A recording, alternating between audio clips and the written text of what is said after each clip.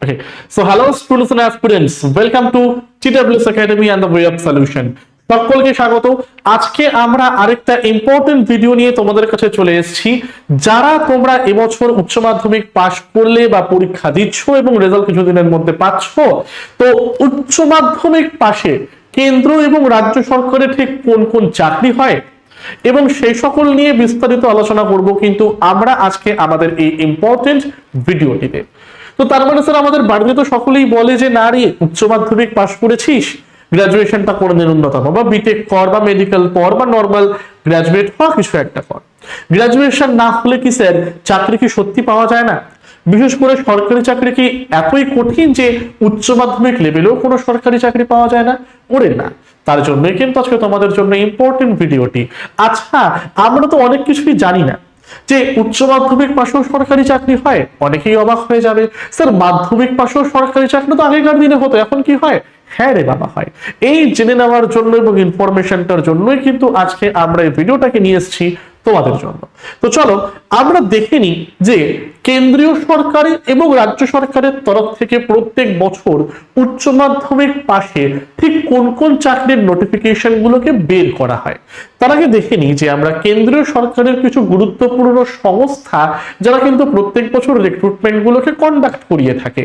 যেখানে প্রথম important board আমরা দেখছি সেটা হচ্ছে কি রেলওয়ে রিক্রুটমেন্ট বোর্ড, বা স্যার যেটাকে বলা হচ্ছে আমাদের এখানে কিন্তু দি RRB, কেন্দ্রীয় সরকারের স্টাফ সিলেকশন কমিশন অর্থাৎ SSC। এছাড়াও রয়েছে আমাদের ডিফেন্স, এছাড়াও রয়েছে হচ্ছে কি আরো আদার্স জবের ক্ষেত্রে। আচ্ছা, ফার্স্ট আমরা আসবো সেটা হচ্ছে কি রেলওয়ে রিক্রুটমেন্ট বোর্ডের তরফ থেকে প্রত্যেক বছর ঠিক কোন কোন রিক্রুটমেন্টের নোটিফিকেশন বের করা হয় উচ্চ মাধ্যমিক পাশের জন্য। সব থেকে মোস্ট ইম্পর্টেন্ট যে পোস্ট এখানে ধরা হয়েছে তোমাদের জন্য বা এনেছি আমি, যেটা রেলের তরফ থেকে প্রত্যেক বছরই বের করা হয়, সেটা হলো নন টেকনিক্যাল পপুলার ক্যাটাগরি।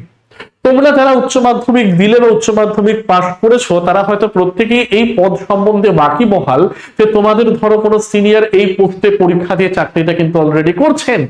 তো এই নন টেকনিক্যাল পপুলার ক্যাটাগরি বা NTPC এর দুটো লেভেল হয়।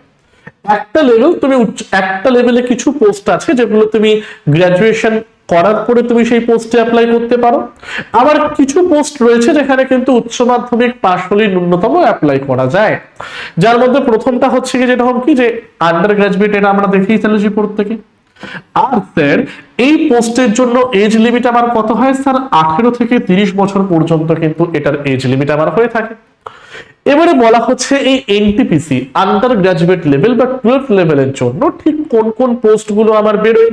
নাম্বার 1 দেখো এখানে দিয়েছে junior clerk cum typist, accounts clerk cum typist, junior time keeper, trains clerk, commercial cum ticket clerk. Sorry, এটা দেয় না, এটা তো হচ্ছে কি আমাদের গ্রাজুয়েট লেভেলের ক্ষেত্রে। ঠিক আছে, তো মোটামুটি 4 ধরনের পোস্ট কিন্তু আমরা NTPC নন টেকনিক্যাল পপুলার ক্যাটাগরি থেকে দেখতে পাই। শুধুমাত্র উচ্চ মাধ্যমিক পাস হলেই হলো, সে তোমার যে কোনো স্ট্রিম হোক না কেন, আর্টস হোক, কমার্স হোক, সায়েন্স হোক, দেখার দরকার নেই। এই ভ্যাকেন্সি গুলোতে অ্যাপ্লাই করতে গেলে কিন্তু তোমার শুধুমাত্র উচ্চ মাধ্যমিক পাস হলেই মোর দ্যান এনাফ। স্যার কবে বেরোয়, কখন বেরোয়, প্রত্যেক বছর বেরোয় নাকি, আলোচনা করছি জাস্ট একটু পরেই আমরা। এবারে স্যার এখানে বলা হচ্ছে দেখে নিন যে পরীক্ষার ধরনটা আমার এখানে কি ধরনের হয়। দেখে নাও তোমরা এখানে যে পরীক্ষার ধরনের মধ্যে ফার্স্টে তোমাদের এখানে অনলাইন পরীক্ষা হয়, কম্পিউটারে পরীক্ষা দিতে যেতে হয়। কম্পিউটারে পরীক্ষা CBT মোড যাকে আমরা বলি, কম্পিউটার বেসড টেস্ট। সেখানে তোমাদের 40 নম্বর থাকে জেনারেল অ্যাওয়ারনেস, 40 নম্বর থাকে অঙ্ক এবং 30 নম্বর থাকে অঙ্ক এবং 30 নম্বর থাকে হচ্ছে কি রিজনিং এ। অর্থাৎ মোট 100 নম্বরের পরীক্ষা হয় CBT 1 এ। এবারে CBT 1 তুমি যদি ক্লিয়ার করো তারপর রেল তোমাকে ডাকবে হচ্ছে কি CBT 2 তে, অর্থাৎ কম্পিউটার বেসড টেস্ট নাম্বার 2, যেখানে জেনারেল অ্যাওয়ারনেস থেকে তোমাকে 50 নম্বরের কোশ্চেন করা হবে, অঙ্ক থেকে 35 নম্বরের কোশ্চেন করা হবে, আর জিআই এবং রিজনিং থেকে তোমাদের 35 নম্বরের কোশ্চেন কিন্তু করা হবে। অর্থাৎ এই CBT 2টা হচ্ছে কি আমাদের 120 নম্বরের একটা পেপার, 120 মার্কস। CBT 2 ক্লিয়ার করে যাও, তারপরে 2-3টে পোস্ট আমার এরকম থাকে যার জন্য CBAT লাগে, বাট CBAT আমার সচরাচর এগুলোর ক্ষেত্রে আর লাগে না। অর্থাৎ মানে নন মানে আন্ডার গ্রাজুয়েটের ক্ষেত্রে আর লাগে না। টাইপিং টেস্ট কিছু হয়, যেরকম junior clerk cum typist, account clerk cum typist, এই পোস্টের জন্য টাইপিং টেস্ট হয়, বাট সেটা কিন্তু আবার মেরিট লিস্টে কোনো অ্যাড হয় না তার নাম্বার, সেটা হচ্ছে জাস্ট কোয়ালিফাইং ইন নেচার, অর্থাৎ রিয়েল দেখে তুমি টাইপটা ঠিকঠাক করে করতে পারছো নাকি। বোঝা গেল? তাহলে তাহলে এই ভ্যাকেন্সিটা কিন্তু খুব জোরদার, প্রত্যেক বছর বের হয় এবং সমগ্র ভারতে প্রত্যেকটি স্টুডেন্টদের মধ্যে কিন্তু এই ভ্যাকেন্সিটা নিয়ে একটা মানে আলাদাই ইসে কাজ করে। ঠিক আছে, তো non technical popular category under গ্রাজুয়েটের পরে আমরা দেখবো সেটা হচ্ছে কি railway group D. Sir most important একটা পোস্ট, মানে আমাদের টিডব্লিউএস এর যেই ব্যাচটা নেওয়ার জন্য মানে সব থেকে বেশি আর কি স্টুডেন্টদের মধ্যে চাওয়া পাওয়া থাকে, সেটা হচ্ছে কি রেলওয়ে গ্রুপ ডি ফাউন্ডেশন বা রেলওয়ে ফাউন্ডেশন ব্যাচটা। অর্থাৎ স্যার গ্রুপ ডি কোয়ালিফিকেশন হচ্ছে কি 10th অথবা আইটিআই, বাট 10th পাস হলেও কিন্তু তুমি গ্রুপ ডির ভ্যাকেন্সিতে অ্যাপ্লাই করতে পারবে। এজ লিমিট এখানে তোমার কত বলেছে? 18 থেকে 30 বছর। ঠিক আছে, কোভিড এর সময় 33 করা হয়েছিল, বাট এবছর দেখা যাক এখন কি করে মোরলেস, তো এটা আমাদের দেখতে হবে একবার। ঠিক আছে, যে বিষয়টা কত। গ্রুপ ডির পরে যে মোস্ট ইম্পর্টেন্ট ভ্যাকেন্সিটা আমরা রেলের ক্ষেত্রে দেবো, যেরকম পোয়েমসম্যান হয়ে গেল, বা অ্যাসিস্ট্যান্টের কাজ যেগুলো হয়, ট্র্যাক মেইনটেইনার যেগুলো হয়, অ্যাসিস্ট্যান্ট সিগন্যাল টেলিকম, এই ভ্যাকেন্সি গুলো তো তোমরা অ্যাপ্লাই করতে পারবে। 3 নাম্বার যেটা, সেটা হচ্ছে কি রেলওয়ে অ্যাসিস্ট্যান্ট লোকো পাইলট বা এএলপি। এখানে তোমার 10th প্লাস আইটিআই লাগে, অর্থাৎ মাধ্যমিক পাশ করে তুমি তারপর 3 বছরের ডিপ্লোমা যে কোর্সেস গুলো হয় ইঞ্জিনিয়ারিং এ, সেটা করলে কিন্তু তুমি এই ভ্যাকেন্সিটার জন্য অ্যাপ্লাই করতে পারবে। এবার সেটা 12th এর পরে করলেও হয়, সেটা বাট বিষয় নয় আর কি, বাট বেসিক কোয়ালিফিকেশন হচ্ছে কি class 10 plus ITI. Age limit এখানে কত? 18 থেকে 30 বছর পর্যন্ত। রেলওয়ে অ্যাসিস্ট্যান্ট লোকো পাইলটের পর নেক্সট যে গুরুত্বপূর্ণ পদে তোমরা উচ্চ মাধ্যমিক পাশ করেই অ্যাপ্লাই করতে পারবে, সেটা হলো আমাদের আরপিএফ কনস্টেবল। হয়তো উচ্চ মাধ্যমিক লেভেলের পোস্ট, কিন্তু উচ্চ মাধ্যমিক পাশের অত এখানে অ্যাপ্লাই করতে পারে। আর এজ লিমিটটা এখানে দেখে নাও, 18 থেকে 25 আমি দিয়েছি, বাট এটা ভ্যারি করে। ঠিক আছে, এখন নতুন নোটিফিকেশনটা বেরোলে এবছরে বোঝা যাবে যে কত ভ্যাকেন্সি আসতে পারে বা তার এজ লিমিটটাও বা আমার ঠিক কত হতে পারে। তো যাই হোক না কেন, আরপিএফ কনস্টেবলে তোমরা অ্যাপ্লাই করতে পারবে। আরেকটা রয়েছে আমাদের রেলওয়ে টেকনিশিয়ান গ্রেড 3, অর্থাৎ রেলওয়ে টেকনিশিয়ান গ্রেড 3। এখানে একটা পোস্ট হয়, সেটা হচ্ছে কি অ্যাসিস্ট্যান্ট সিগন্যাল অ্যান্ড টেলিকমের জায়গাটা থাকে। ওকে, তো এই জায়গাগুলোতে তোমরা অ্যাপ্লাই করতে পারবে, যদি এখানে আবার একটা ক্রাইটেরিয়া আছে, এটার সব পোস্টের জন্য অ্যাপ্লাই করা যায় না। কিছু মানে শুধুমাত্র একটা পোস্টই এখানে আছে যেখানে তোমরা অ্যাপ্লিকেবল, সেই পোস্টটা হচ্ছে গিয়ে কি লাগবে আবার? উচ্চ মাধ্যমিক with physics chemistry and math. মানে উচ্চ মাধ্যমিক পাশ হলে কিন্তু আমি এই পদের জন্য অ্যাপ্লাই করতে পারবো না, আমার কিন্তু উচ্চ মাধ্যমিকের সায়েন্স গ্রুপ থাকতে হবে এবং সেখানে সায়েন্সের 3টে সাবজেক্ট ফিজিক্স কেমিস্ট্রি এবং ম্যাথও কিন্তু থাকতে হবে, তাহলে কিন্তু আমি এই পোস্টের জন্য অ্যাপ্লাই করতে পারবো। এজ লিমিট হচ্ছে কি এটারও স্যার 18 থেকে 30 বছর। এছাড়াও প্যারামেডিক্যালে 2-3টে ভ্যাকেন্সি বেরোয়, যেগুলো হচ্ছে কি তোমার উচ্চ মাধ্যমিকে বায়োলজি থাকলেই তুমি সেখানে গিয়ে অ্যাপ্লাই করতে পারো। তো এই মোটামুটি 5 থেকে 6টা পোস্ট প্রত্যেক বছর কিন্তু রেলওয়ে রিক্রুটমেন্ট বোর্ডের তরফ থেকে বের করা হয়। যেরকম এই বছর কিন্তু অলরেডি এএলপির ভ্যাকেন্সি বেরিয়ে গেছে, 2026-এ এএলপির ভ্যাকেন্সি বেরিয়ে গেছে। তো এই ভ্যাকেন্সি গুলো যেটা নিয়ে আলোচনা করলাম, সেগুলো কবে বেরোতে পারে সেটা জানার আগে যারা অপেক্ষায় ছিল যে স্যার আপনাদের তরফ থেকে কোনো নতুন রেলওয়ে ফাউন্ডেশন ব্যাচ আনা হবে নাকি, তো তাদের জন্য বা অ্যাসপায়ারিং ক্যান্ডিডেটদের জন্য আমরা কিন্তু নিয়ে চলে এলাম টিডব্লিউএস একাডেমির তরফ থেকে রেলওয়ে ফাউন্ডেশন ব্যাচ 2.0, অর্থাৎ যেখানে তোমরা রেলওয়ে ক্লিয়ার করার জন্য বা আরআরবির এক্সাম ক্লিয়ার করার জন্য একদম বেসিক থেকে অ্যাডভান্স লেভেল পর্যন্ত প্রত্যেকটি সাবজেক্টের প্রত্যেকটি টপিক ওয়াইজ থিওরি তোমাদেরকে পড়ানো হবে। রেলওয়ে গ্রুপ ডির পরীক্ষায় ফিজিক্সের অঙ্ক একটা মোস্ট ইম্পর্টেন্ট ভূমিকা পালন করে। একদম প্রত্যেকটা চ্যাপ্টার ধরে ধরে সূত্র ধরে ধরে প্রিভিয়াস ইয়ারে সেই সূত্র থেকে কোনো অঙ্ক এসছে কিনা বা ভবিষ্যতে আসতে পারে কিনা আলোচনা করা হবে। তাছাড়া রয়েছে হচ্ছে কি ম্যাথ এবং রিজনিং। তো তোমাদের মধ্যে এরকম অনেক স্টুডেন্টই থাকবে যারা কিন্তু ইংলিশে খুব দুর্বল, তো তাদের জন্য কিন্তু রেলওয়ে চাকরির পরীক্ষা খুবই সহজলভ্য একটা ব্যাপার। কারণ স্যার রেলের পরীক্ষায় তো ইংলিশ আমার আসে না, শুধুমাত্র math, GI and GK GS এর পার্টটা। তো সম্পূর্ণটা যদি একদম প্রথম থেকে নতুন করে বেসিক থেকে অ্যাডভান্স লেভেল পর্যন্ত থিওরি ভিত্তিক পড়াশোনা, পিওয়াইকিউ ভিত্তিক পড়াশোনা করে এগিয়ে যেতে চাও, তাহলে কিন্তু আর দেরি না করে এই রেলওয়ে ফাউন্ডেশন 2.0 ব্যাচটাকে নিয়ে নাও। ব্যাচটা কিন্তু অলরেডি অ্যাভেলেবল হয়ে গিয়েছে আমাদের যে নিজস্ব অ্যাপ তার মধ্যে। এবার সেখানে গেলে তোমরা ক্লাসেস গুলোও দেখতে পারবে আফটার পারচেজ।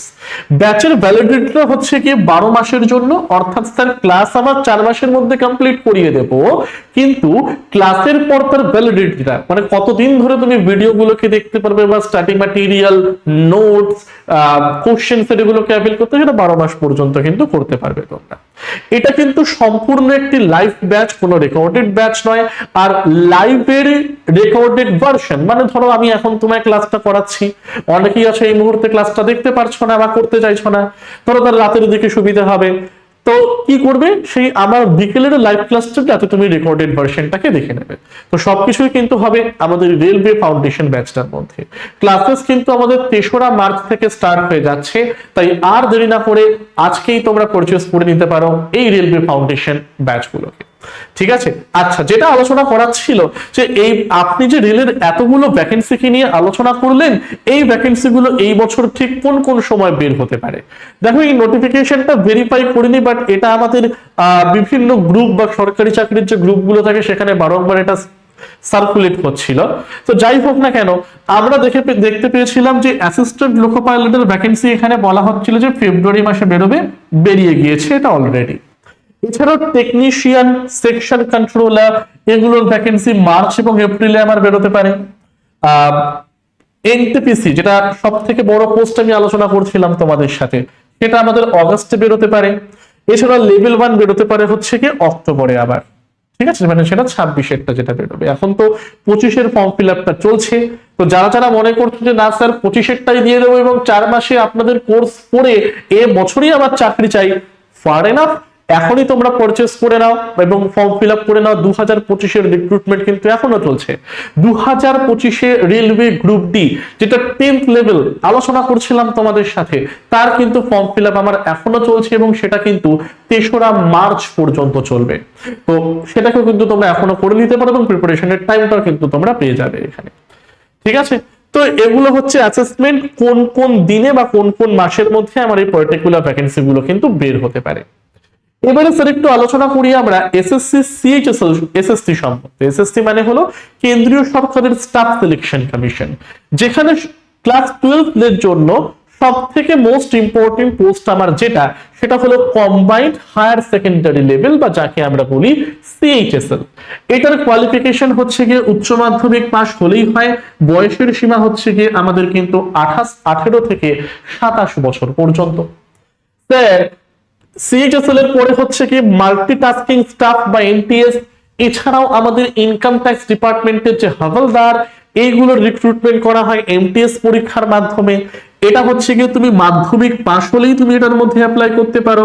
বয়স সীমা এটার ক্ষেত্রে হচ্ছে কি 18 থেকে 27 বছর পর্যন্ত। এবারে বেশিরভাগ পোস্টেই 18 থেকে 25 হয়, কিন্তু কিছু পোস্টের জন্য বয়সের সংখ্যাটা আমার এখানে কিন্তু 27 ধরা থাকে আর কি। ঠিক আছে, এমটিএস এর পরে নেক্সট যে ইম্পর্টেন্ট ভ্যাকেন্সিটাকে তোমরা দেখতে পারবে সেটা হলো কি সিলেকশন পোস্ট। এবার এটা একটুখানি ভেবাচাকা ব্যাপার, মানে এখানে হাজার রকমের ভ্যাকেন্সি বেরোয়, এবার খুব দেখে দেখে এটার ফর্ম ফিল আপ করতে হয়। ওকে, এবারে এটার ক্ষেত্রেও মানে ভ্যাকেন্সির 3টে লেভেল হয়, 10th level, 12th level, graduate level. তো তোমরা যারা উচ্চ মাধ্যমিক পাস করবে তারা 10th লেভেলে যে ভ্যাকেন্সি গুলো বেরিয়েছে এবং 12th লেভেলে যে ভ্যাকেন্সি গুলো বেরিয়েছে সেগুলোতে ইজিলি অ্যাপ্লাই করতে পারবে।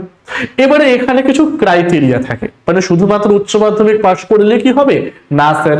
ধরো এখানে আমাকে নিচ্ছে lab assistant in zoological survey of India, তার মানে সেখানে কি হতে হবে, তোমাকে উচ্চ মাধ্যমিক পাস করতে হবে বায়োলজি একটা বিষয় নিয়ে।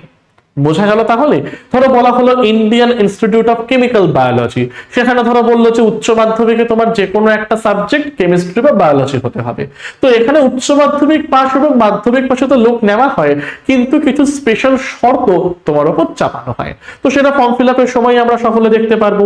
এজ লিমিট ভীষণভাবে ভ্যারি করে, কোনোটার ক্ষেত্রে 35, 37, 42 এরকম কিন্তু হয়ে থাকে। স্টেনোগ্রাফার গ্রেড ডি, আরেকটা হয় গ্রেড সি। গ্রেড সি হচ্ছে গিয়ে for the graduate level, grade D হচ্ছে গিয়ে উচ্চ মাধ্যমিক লেভেল, যেখানে কোয়ালিফিকেশন হচ্ছে গিয়ে উচ্চ মাধ্যমিক, আর কিচ্ছু লাগে না। উচ্চ মাধ্যমিক পাশ হলে তুমি এই পোস্টের জন্য অ্যাপ্লাই করতে পারো। বাট যখন এটার একদম শেষে গিয়ে তোমাদের টাইপিং এর এক্সাম হবে, সেখানে গিয়ে কিন্তু তোমার শর্ট হ্যান্ডটাকে ভালো করে প্র্যাকটিস করতে হবে। শর্ট হ্যান্ড মানে মানে অনেকটা বড় শব্দকে কি করে ছোট করে তাড়াতাড়ি লেখা যায়, দেখো না টাইপিং এর প্র্যাকটিস করে স্টুডেন্টরা, বাট সেটা নর্মাল কম্পিউটার টাইপিং নয়, শর্ট হ্যান্ডের একটা প্র্যাকটিস হয়। তো শর্ট হ্যান্ডের কোনো সার্টিফিকেট লাগে না, বাট শর্ট হ্যান্ডের আমার একটা টাইপিং টেস্ট হয় একদম ফাইনাল লেভেল অফ এক্সামে গিয়ে। বাট উচ্চ মাধ্যমিক পাশ হলে কিন্তু তুমি এখানে অ্যাপ্লাই করে দিতে পারো। এজ লিমিট 18 থেকে 27 বছর পর্যন্ত স্যার। এছাড়া দেখবে আমাদের TWS একাডেমি এবং the way of solution YouTube চ্যানেলের মধ্যে হাজার একটা সাকসেস স্টোরি কার স্যার, এই এসএসসি কনস্টেবলদের, তাই না? One of the most important segment আমাদের জন্য, যেখানে কিন্তু অনেক বেশি সংখ্যক স্টুডেন্ট প্রত্যেক বছর চাকরি পেয়ে থাকে এবং ভারতীয় আধা সামরিক বাহিনীকে তারা সার্ভ করার সুযোগ পেয়ে থাকে। যেরকম এখানে কোয়ালিফিকেশন হচ্ছে কি শুধুমাত্র মাধ্যমিক পাস হলেই হয়। এজ লিমিট আমার এখানে একটু খটোমটো লাগছে, 23 বা 25 হতে পারে, আমাকে একবার ধরো দেখে নি হয় না, ঠিক আছে? এসএসসি জিডি কনস্টেবল শুধুমাত্র মাধ্যমিক পাস করলে কিন্তু তোমরা এখানে সকলে মিলে অ্যাপ্লাইটা করতে পারো। হিউজ ভ্যাকেন্সি থাকে, মোটামুটি এবছরও 32-এর কাছাকাছি ভ্যাকেন্সি, মানে 26-এর কাছাকাছি ভ্যাকেন্সি বেরিয়েছে, ঠিক আছে? আর এই এসএসসি এক্সামের জন্য আমার 4টি জিনিস খুব ইম্পর্টেন্ট, সেটা ম্যাথের সাথে অ্যারিথমেটিক এবং অ্যাডভান্স ম্যাথের জায়গাটা, জিকে জিএস, ইংলিশ এবং রিজনিং, এই 4টি জায়গা থেকে কিন্তু আমার এসএসসির পরীক্ষায় বারংবার প্রশ্নগুলো তৈরি হয়। এবার এখানে দেখে নাও এই ভ্যাকেন্সি গুলো যেগুলো আমি বললাম, নোটিফিকেশন কবে আসতে পারে, অ্যাপ্লিকেশন কবে স্টার্ট হতে পারে, আর টেন্টেটিভ ডেট অফ এক্সামটাও বা কবে, সব কিন্তু আমি তোমাদের এখানে দিয়ে দিয়েছি, একবার তোমরা দেখে নিতে পারো। ডিফেন্সের ক্ষেত্রে উচ্চ মাধ্যমিক লেভেলে যে সব থেকে বড় পরীক্ষাটা হয়ে থাকে প্রেস্টিজিয়াস, সেটা হচ্ছে কি আমাদের এনটিএ, ন্যাশনাল ডিফেন্স একাডেমি। এটা উচ্চ মাধ্যমিক পাশের চাকরি, কিন্তু যারা এখানে আর্মি ট্রেনিং এ পাবে তাদের শুধুমাত্র উচ্চ মাধ্যমিক পাস হলেই হয়, কিন্তু যারা নেভাল ট্রেনিং এবং যারা এয়ারফোর্সে ট্রেনিং করবে তাদের কিন্তু সেখানে ফিজিক্স একটা মোস্ট ইম্পর্টেন্ট সাবজেক্ট হতে হয় উচ্চ মাধ্যমিকে। তো যাদের উচ্চ মাধ্যমিকে সায়েন্সের গ্রুপ নেই বা সায়েন্সের গ্রুপ থাকলেও ফিজিক্স আমার নেই, তারা কিন্তু এনডিএ তে অ্যাপ্লাই করতে পারবে, কিন্তু শুধুমাত্র আর্মি ট্রেনিং ইনস্টিটিউটের জন্য, আমাদের এয়ারফোর্স এবং নেভি ট্রেনিং এর জন্য নয়। এয়ারফোর্স এবং নেভি করতে গেলে তোমাকে অবভিয়াসলি কিন্তু উচ্চ মাধ্যমিক একটা সাবজেক্ট হিসেবে ফিজিক্সটা দেখাতে হবে, ঠিক আছে? তো কোয়ালিফিকেশন এটা হচ্ছে কি উচ্চ মাধ্যমিক, এজ লিমিট হচ্ছে কি 16.5 থেকে 19.5 বছর পর্যন্ত, ঠিক আছে? চলো, ডিফেন্সের ব্যাপারটা তো আমরা সকলে দেখে নিলাম। তো এগুলো হচ্ছে কি কেন্দ্রীয় সরকারের চাকরি, উচ্চ মাধ্যমিক লেভেলে চাকরি পেয়ে যাচ্ছ, 1 বছরের মধ্যেই নোটিফিকেশন বেরিয়ে রিক্রুটমেন্ট আমার এখানে কমপ্লিট হয়ে যায়। এছাড়াও 8 পে লেভেল বসলে তুমি ভেবে নাও যে মিনিমাম তোমার কত স্যালারি এখানে হতে পারে। তো এগুলো প্রত্যেকটা হচ্ছে প্রোস, কেন? কেন্দ্র সরকারের চাকরি করার জন্য। কনসিকুয়েন্সেসটা কি? স্যার আমার স্টেটে চাকরি নাও পড়তে পারে বা আমার জায়গায় চাকরি নাও পড়তে পারে, আমাকে ভিন্ন ভিন্ন স্টেটে ঘুরে চাকরিটা করতে হতে পারে, এটাই হচ্ছে একটা কনসিকুয়েন্সেস। কিন্তু বাদ বাকি স্যালারির দিক থেকে বলো বা রিক্রুটমেন্টের টাইমের দিক থেকে বলো, এটা কিন্তু খুব ফাস্ট কাজ করে থাকে। উল্টো দিকে তুমি রাজ্য সরকারে দেখো, রাজ্য সরকারের স্যালারি হয়তো খুব কম, বা ধরো তোমরা নিতে পারো হচ্ছে গিয়ে যে মানে এখানে আর কি আমাদের মানে সেই লেভেল অফ কাজটা বা রিক্রুটমেন্টের টাইমটা অনেক দিন ধরে সময় লাগিয়ে দেয় তারা, কিন্তু তারপরে দিনের শেষে ঘরেতে ফিরতে পারবো এই যা। তো তার জন্য রাজ্য সরকারের চাকরি। তো রাজ্য সরকারের তরফ থেকে অনেকগুলো দেখো কমিশন আমি দিয়েছি তোমাদের, যেরকম ফার্স্টেই বলা হচ্ছে public service commission, West Bengal public service commission. এই পাবলিক সার্ভিস কমিশনে আমার যে কতগুলো মূল এক্সাম হয় যেগুলো আমি উচ্চ মাধ্যমিক লেভেল হলেই দিতে পারবো, যার মধ্যে একটা হলো ফুড এসআই, এটা স্যার মাধ্যমিক হলেই অ্যাপ্লাই করা যায়, তার মানে উচ্চ মাধ্যমিকরাও পারবে। তার সাথে হচ্ছে কি স্যার ক্লার্কশিপ, অনেক ভ্যাকেন্সি থাকে। তো এগুলোতে তোমরা কি করতে পারো যে উচ্চ মাধ্যমিক পাস হলেই তোমরা এটা অ্যাপ্লাই করতে পারো, বাট উচ্চ মাধ্যমিকরাও কিন্তু এখানে তোমরা সহজেই অ্যাপ্লাইটাকে করতে পারবে। নেক্সট আমাদের পুলিশ রিক্রুটমেন্ট বোর্ড বা WBPRB, দেখবে কলকাতা পুলিশ, রাজ্য সরকারের পুলিশ এবং তার সাথে আবগারি দপ্তর, এই 3টে ক্ষেত্রে নিয়োগ করা হয় কনস্টেবলদের। কনস্টেবলদের ন্যূনতম শিক্ষাগত যোগ্যতা হচ্ছে গিয়ে 10th পাস বা মাধ্যমিক পাস করলেই তুমি কিন্তু এই পোস্টে অ্যাপ্লাই করে দিতে পারো। ঠিক আছে। আর কনস্টেবলে যখনই ভ্যাকেন্সি বেরোয়, একটা হিউজ পরিমাণে ভ্যাকেন্সি বেরোয়, তো সেখানে চাকরি পাওয়ার চান্সেসটা আমাদের সহজ হয়ে থাকে। এছাড়াও যেরকম আমাদের এক্সাইজ ডিপার্টমেন্ট বা আবগারি দপ্তরের এএসআই, অ্যাসিস্ট্যান্ট সাব ইন্সপেক্টর, প্রত্যেক বছর বেরোয় না, কবে বেরিয়েছে সেটা আমাদের আগে, বাট এএসআই আর এবার নতুন করে নেবেও কিনা বোঝা যাচ্ছে না, কনস্টেবল থেকে যদি প্রমোশন হয়ে যায়। তো যাই হোক না কেন, এএসআই কিন্তু উচ্চ মাধ্যমিক লেভেলের একটা পোস্ট, উচ্চ মাধ্যমিক পাস করলে তুমি এক্সাইজের এএসআইটাকেও দিতে পারবে। West Bengal staff selection commission কিছুদিন আগে বন্ধ হয়ে গিয়েছিল, অনেক বছর আগেই বন্ধ হয়ে গিয়েছিল, আবার নতুন করে তৈরি হয়েছে, বাট এটার তরফ থেকে কিন্তু এখনো আমরা কোনো রকম রিক্রুটমেন্টের নিউজ পাইনি। বাট পেলে খুব ভালো খবর হবে, কারণ রাজ্য সরকারের গ্রুপ সি এবং গ্রুপ ডি, অর্থাৎ গ্রুপ সি হচ্ছে কি ধরো 10 বা 12 পাস, গ্রুপ ডি হচ্ছে কি 10 অথবা 8 পাস, তো এই রিক্রুটমেন্ট গুলো কিন্তু এই করে থাকবে। কলেজ সার্ভিস কমিশন, অর্থাৎ কলেজের ক্ষেত্রে বিভিন্ন করণিকের যে চাকরিগুলো হয়, জুনিয়র অ্যাসিস্ট্যান্টের যে চাকরিগুলো হয়, সেগুলো হচ্ছে কি আমাদের এই কমিশনের মাধ্যমে নেওয়া হয়, এখনো কোনো বের হতে দেখতে পাইনি।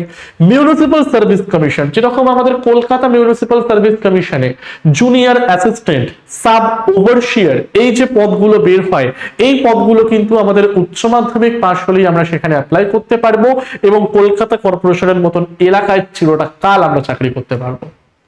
এবার শুধুমাত্র কলকাতা কর্পোরেশন না স্যার, যেরকম স্টোর কিপার হয়ে গেল, ক্যাশিয়ার হয়ে গেল, এই অনেক ভ্যাকেন্সিও তোমরা পেয়ে যাবে রাজ্যের ভিন্ন ভিন্ন পুরসভার ক্ষেত্রে through the municipal service commission. এছাড়াও কোঅপারেটিভ সার্ভিস কমিশন, যারা বিভিন্ন কোঅপারেটিভ সংস্থায় লোক নিয়োগ করে থাকে আমাদের রাজ্য সরকারের হয়ে, তারাও কিন্তু উচ্চ মাধ্যমিক পাশে অনেক চাকরির বিজ্ঞপ্তি বের করে থাকে। যেরকম আগের বারই একদম প্রথম দিকে আমার বেরিয়েছিল WEBCSC, মানে যেখানে রাজ্য সরকারের বিভিন্ন কোঅপারেটিভ সংস্থায় কিন্তু লোকজন আমার নেওয়া হয়, বাট এখনো পরীক্ষা হয়নি তার, যাই হোক না কেন সেটা। তো সেটাই বললাম, কিছু প্রোজ এন্ড কনসিকুয়েন্সেস সব জায়গাতেই কিন্তু আমাদের থেকে থাকে। ঠিক আছে। আর রয়েছে আমাদের school service commission, school service কমিশনও আমার এখানে রয়েছে, বা যেখানে আমরা গ্রুপ সি এন্ড ডি, যেটার পরীক্ষা কিছুদিনের মধ্যেই হতে চলেছে আমাদের। ওকে, তো group C and D school service কমিশনে, সেখানেও কিন্তু তোমরা অ্যাপ্লাই করতে পারবে উচ্চ মাধ্যমিক পাশের ক্ষেত্রে। আর স্যার এখানে কি কি সিলেবাসের পরীক্ষা হয়? ওই math, reasoning, GK, GS, English, but সেটা কিন্তু কেন্দ্রীয় সরকারের মতো টাফ লেভেলের নয়, ইজি লেভেলেরই কিন্তু কোশ্চেন্স এখানে আবার হয়ে থাকে। আর এখানে আরেকটা অনেক পরীক্ষাতে আবার ডেসক্রিপটিভ আসে, যেটা সেন্ট্রাল গভর্নমেন্টে আসে না, সেই ডেসক্রিপটিভের ব্যাপারটা একটু আমাদের দেখতে হয়। যেরকম আমাদের ধরো বললাম হচ্ছে গিয়ে তোমাদের মানে English descriptive, Bengali descriptive, etcetera etcetera, যেরকম চিঠি লেখা, প্রতিবেদন, সারাংশ ইত্যাদি ইত্যাদি, রিপোর্ট ইত্যাদি ইত্যাদি। ঠিক আছে, ওকে। তো চলো, এই ছিল আজকে আমাদের ডিটেলস। যারা যারা তোমরা উচ্চ মাধ্যমিক পাস করে গিয়েছো বা পরীক্ষা দিয়েছো, আর ওয়েট না করে এবছরের মধ্যেই রেলওয়েতে একটা চাকরি লাগিয়ে দিতে চাও, তাদের জন্য কিন্তু রয়েছে আমাদের TWS এর তরফ থেকে রেলওয়ে ফাউন্ডেশন ব্যাচ। 3রা মার্চ থেকে ক্লাস স্টার্ট।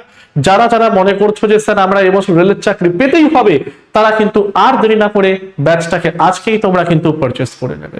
ঠিক আছে। আর কি কি ব্যাচ চলছে আমাদের এখন বর্তমানে দেখে নাও। Combined foundation batch 6.0, railway foundation batch number 2, যেটার প্রাইস হচ্ছে কি 1399 টাকা। এসএসসিজিডি ফাউন্ডেশন ব্যাচ 1750 টাকা, WBPKP 2026 ফাউন্ডেশন ব্যাচ 1750 টাকা, ANM/GNM ফাউন্ডেশন ব্যাচ 1540 এবং 945 আপার প্রাইমারি ফাউন্ডেশন ব্যাচ। আর এই ব্যাচগুলো সম্বন্ধে আরো ডিটেইলস জানতে হোয়াটসঅ্যাপ করো বা কল করে নাও 9062160805 এই নাম্বারে। ঠিক আছে। আর যারা যারা এখন আমাদের টেলিগ্রাম চ্যানেলে যুক্ত হওনি, যে কোনো সরকারি চাকরির অথেন্টিক নিউজ পেতে আজকেই যুক্ত হয়ে যাও the way of solution Telegram চ্যানেলটির মধ্যে। ঠিক আছে। আর যারা যারা এখন আমাদের 3টে YouTube channel the way of solution, TWS academy এবং TWS স্মার্ট ফলো করনি, আজকেই সাবস্ক্রাইব করে নাও, এই মুহূর্তেই সাবস্ক্রাইব করে নাও, কারণ যে কোনো সরকারি চাকরির অথেন্টিক নিউজ, তার সাথে সাথে বিভিন্ন সরকারি চাকরির জন্য ফ্রি ক্লাসেস আমরা কিন্তু এই ইউটিউব চ্যানেলের মধ্যেই তোমাদেরকে প্রোভাইড করে থাকি। ঠিক আছে। তাহলে আজকের সেশনটা এই পর্যন্তই রাখলাম। টিল দেন সকলকে থ্যাংক ইউ এভরিওয়ান।